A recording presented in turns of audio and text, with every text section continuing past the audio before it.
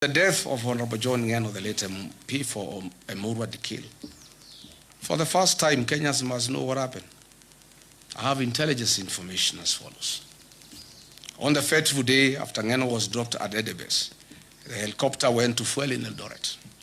The pilot didn't know the fuel he was about to put in had been transported to the scene from Lodwar. High alert Kenya revenue officials noticed an unusual car that had carried the jet fuel. It was arrested and the driver questioned. The driver refuted to them that he transported the fuel from Lodwar.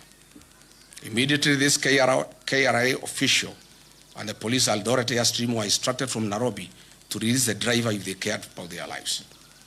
Is it this fuel that caused the chopper not to pick up in high altitudes? Is that why the pilot first came down and tried again to pick up? These are fundamental questions.